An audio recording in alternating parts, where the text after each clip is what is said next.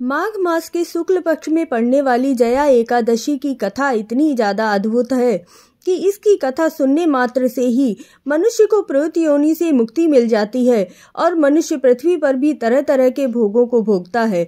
भगवान विष्णु की उस पर कृपा हमेशा बरसती रहती है और वह वैकुंठ लोक को प्राप्त होता है।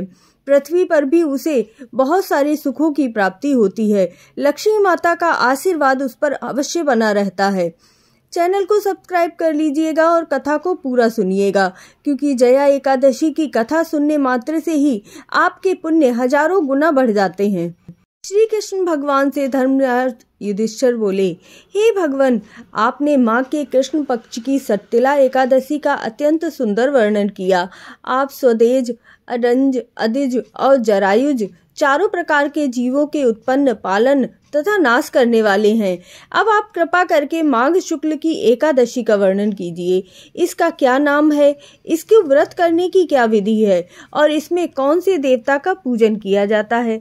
श्री कृष्ण कहने लगे कि हे राजन, इस एकादशी का नाम जया एकादशी है। इसका व्रत करने से मनुष्य ब्रह्म हत्यादि पाप से छूटकर मोक्ष को प्राप्त होता है तथा इसके प्रभाव से भूत, पिशाच आदि योनियों से भी मुक्ति मिल जाती है। इस व्रत को विधि पूर्वक करना चाहिए। अब मैं तुमसे पद्म पुराण में वर्णित इसकी महिमा की एक कथा का वर्णन करता हूँ। देवराज इंद्र स्वर्ग में राज्य करते थे और अन्य सब देवगण सुख पूर्वक स्वर्ग में रहते थे। एक समय इंद्र अपनी इच्छा अनुसार नंदनवन में अप्सराओं के साथ विहार करने गए और गंधर्व गान गा रहे थे। उन गंधर्वों में प्रसिद्ध पुष्पदंत तथा उसकी कन्या पुष्पवती और चित्रसेन तथा उसकी स्त्री मालिनी भी उपस्थित थे। साथ ही मालिनी का पुत्र पुष्पवान और उसका पुत्र माल्यवान भी उपस्थित थे। पुष्पवती गंधर्व कन्या माल्यवान को देखकर उस पर मोहित हो गई और माल्यवान पर कामबाण चलाने लगी। उसने अपने रूप, लावण्य और हाव भाव से माल्यवान को वश में कर लिया। हे राजन, वह पुष्पवती अत्यंत सुंदर थी। वह इंद्र को प्रसन्न करने के लिए गान करने लगे, परंतु परस्पर मोहित हो जाने के कारण उनका चित्त भ्रमित हो गया। इनके ठीक प्रकार न गाने थे तथा स्वर ताल ठीक न होने से इंद्र इनके प्रेम को समझ गए और उन्होंने इसने अपना अपमान समझकर उनको श्राप दे दिया। इंद्र ने कहा, हे मूर्खों, तुमने मेरी आज्ञा का उल्लंघन किया है, इसीलिए तुम्हारा धिक्कार है। अब तुम दोनों स्त्री पुरुष के रूप में मृत्युलोक में जाकर पिशाच रूप धारण करोगे और अपने कर्मों का फल भोगोगे। इंद्र का ऐसा शाप सुनकर वे अत्यंत दुखी हुए और हिमालय पर्वत पर दुख पूर्वक अपना जीवन व्यतीत करने लगे। उन्हें गंध, रस तथा स्पर्श आदि का कुछ भी ज्ञान नहीं होता। वहां उनको महान दुख मिल रहे थे। उन्हें एक क्षण के लिए भी निद्रा नहीं आती थी। उस जगह अत्यंत शीत था, इससे उनके रोंगटे खड़े रहते और मारे शीत के दांत बसते रहते। एक दिन पिशाच ने अपनी स्त्री से कहा कि पिछले जन्म में हमने ऐसे कौन से पाप किए थे जिससे हमको यह दुखदायी पिशाच योनि प्राप्ति हुई है। इस पिशाच योनि से तो नरक के दुख सहना ही उत्तम है, अतः हमें अब किसी प्रकार का कोई पाप नहीं करना चाहिए। इस प्रकार विचार करते हुए वे अपना दिन व्यतीत कर रहे थे। दैव्य योग से तभी माघ मास में शुक्ल पक्ष की जया नामक एकादशी आई।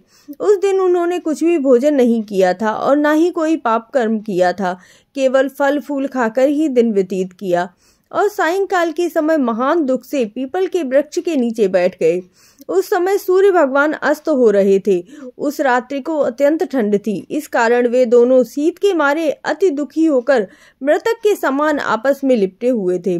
उस रात्रि को उन्होंने निद्रा भी नहीं की थी। हे राजन, जया एकादशी के उपवास और रात्रि के जागरण से दूसरे दिन प्रभात होते ही उनकी पिशाच योनि से मुक्ति हो गई। अत्यंत सुंदर गंधर्व और अप्सरा की देह धारण कर सुंदर वस्त्र आभूषणों से अलंकृत होकर उन्होंने स्वर्ग लोक को प्रस्थान किया।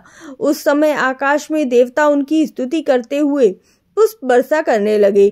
स्वर्ग लोक में जाकर इन दोनों ने देवराज इंद्र को प्रणाम किया। इंद्र इनको पहले रूप में देखकर अत्यंत आश्चर्यचकित हुए और पूछने लगे कि तुमने अपनी पिशाच योनि से किस प्रकार छुटकारा पाया, सो सब बतलाओ। माल्यवान बोले, हे देवेंद्र, भगवान विष्णु की कृपा और जया एकादशी के व्रत के प्रभाव से ही हमारी पिशाच देह छूटी है। तब इंद्र बोले, हे माल्यवान, भगवान की कृपा और एकादशी का व्रत करने से न केवल तुम्हारी पिशाच योनि छूट गई, वरन हम लोगों के भी वंदनीय हो गए हो, क्योंकि विष्णु और शिव भक्त हम लोगों के वंदनीय हैं। अतः आप धन्य हैं। अब आप पुष्पवती के साथ जाकर विहार करो। श्री कृष्ण जी कहने लगे, हे राजा युधिष्ठिर, इस प्रकार जया एकादशी के व्रत से बुरी योनि भी छूट जाती है। जिस मनुष्य ने इस एकादशी का व्रत किया है उसने मानो सब यज्ञ जप दान आदि कर लिए। जो मनुष्य जया एकादशी का व्रत करते हैं वे अवश्य ही हजारों वर्ष तक स्वर्ग में निवास करते हैं।